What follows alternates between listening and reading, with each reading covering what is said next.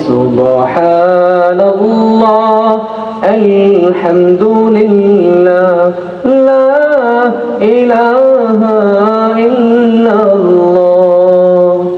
তুমি বাঁচাও, তুমি মারো, অবিরত ক্ষমা করো। তুমি বাঁচাও, তুমি মারো, অবিরত ক্ষমা করো। ধরার যেজন তাকেই ধরো, ধরার যেজন তাকেই ধরো। তোমার হুকুম সবই আল্লাহ।